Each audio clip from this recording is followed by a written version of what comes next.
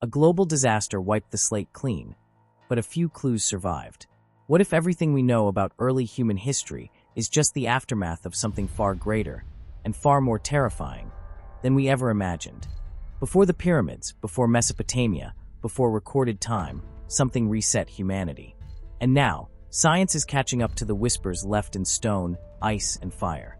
If you're ready to question everything, from ancient myths to modern timelines, hit subscribe to Infinity and buckle up, because this is the story of the 12,000-year global blackout. What did we forget?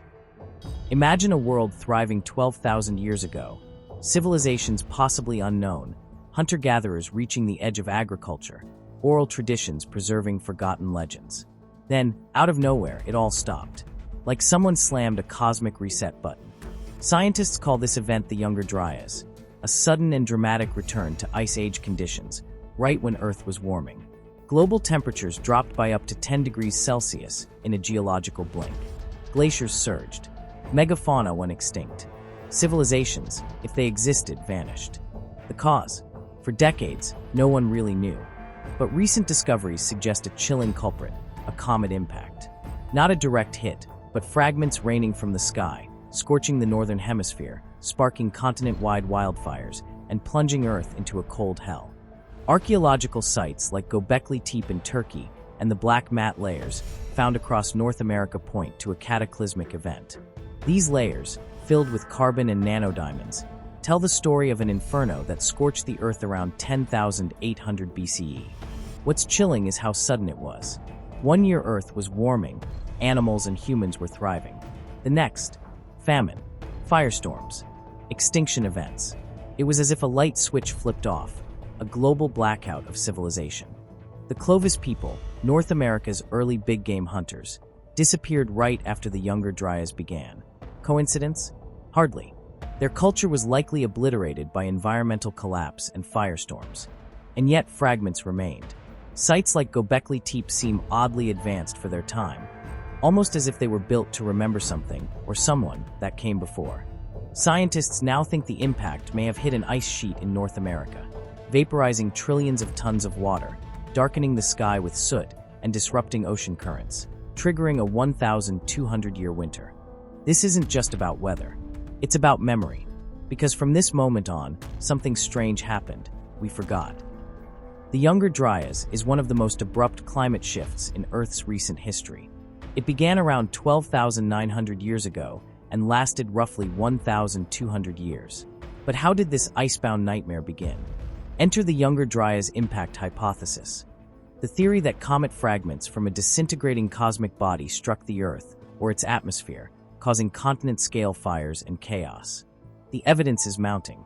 We found microspherules, tiny molten droplets, buried in ancient soil layers across North America and parts of Europe.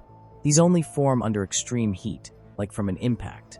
Even more compelling, high concentrations of platinum, a rare metal on Earth's crust but common in asteroids, were discovered in Greenland ice cores dating to the onset of the Younger Dryas. In 2018, a massive impact crater was discovered under Greenland's Hiawatha Glacier. While not definitively tied to the Younger Dryas yet, the timing is eerily close. Could this have been ground zero? If so, the result would have been global devastation. Wildfires would have pumped massive amounts of soot into the atmosphere, blocking sunlight and halting photosynthesis, a nuclear winter effect. Ocean currents, like the Atlantic meridional overturning circulation, were likely disrupted. This would have shut down the planet's climate engine, plunging it into cold, dry chaos. This wasn't just a northern event. Climate records from South America, the Middle East, and Africa also show massive, synchronized shifts. This was truly a global blackout. Yet mainstream academia still debates the impact theory. Why? Because if it's true, it rewrites the entire narrative of prehistory and the rise of civilization. The sky god came with fire and smoke. Floods swallowed the land. Only a few survived. Sound familiar? These aren't just bedtime stories. Similar accounts appear in over 200 cultures worldwide, from the Sumerians to the Hopi, from the Greeks to the Aboriginal Australians. After the Great Flood, flooding coastlines and river systems, whole regions were drowned. Plato's Atlantis, the Epic of Gilgamesh, the Vedic stories of Manu, All mention advanced societies wiped out by sudden cataclysms. Coincidence or coded history? Göbekli Tepe's builders carved animal constellations and symbolic patterns in stone. One pillar may even record the very comet impact that triggered the Younger Dryas, the so-called vulture stone. This begs the question: were these structures survival shelters? Repositories of knowledge? Memorials to a lost world? Indigenous oral traditions describe the stars falling, a time of darkness, a freezing of the earth.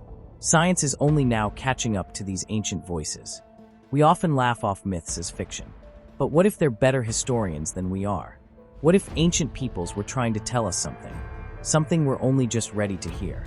And more disturbingly, what if the warning wasn't just about the past? After the Younger Dryas ended around 9600 BCE, something strange happened. Civilization didn't crawl forward, it leapt.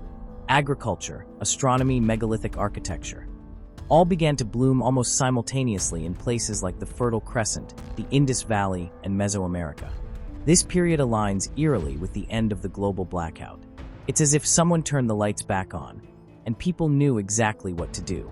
Sites like Göbekli Tepe weren't primitive. They were precise, massive, symbolic, almost ritualistic. And oddly, they were buried on purpose. Could survivors of the cataclysm have passed on forgotten knowledge? Could the first post-blackout cultures be inheritors, not inventors? Some theories suggest a lost advanced civilization, erased by the impact, whose remnants jump-started humanity's reboot. That would explain the sudden appearance of sky charts, lunar calendars, and complex architecture in disparate corners of the world.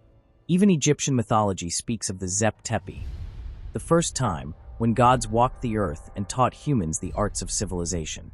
What if these gods were simply the survivors of the last time the world ended? Modern archaeology relies on visible evidence, stone, metal, writing. But what if the most advanced ancient technologies weren't built to last? If a high civilization existed 12,000 years ago, rising seas and shifting earth would have buried or destroyed most traces, especially if they used organic materials. Submerged ruins off the coasts of India, Japan, and the Bahamas suggest urban centers that predate accepted timelines. The Sphinx in Egypt shows evidence of water erosion, not just wind. That implies it may have been carved thousands of years before the pharaohs. We also see sudden language formation, societal complexity, and mythology that reads more like a warning than a myth. The timeline doesn't add up. How did humanity go from barely surviving an ice age to building complex cities in less than 1,000 years? The answer might lie in the amnesia. We didn't evolve, we rebooted, with fragments of what came before. What we forgot might be more than tools and science. We might have lost worldviews, cosmologies, and technologies we're only beginning to rediscover. And that raises the most critical question of all. Are we headed for another blackout? Earth moves in cycles: geological, astronomical, and civilizational. What happened 12,000 years ago wasn't a freak event. It was a pattern. Comet debris, magnetic pole shifts, solar storms, even modern weapons, all could trigger the next global reset. NASA tracks over 30,000 near-Earth objects.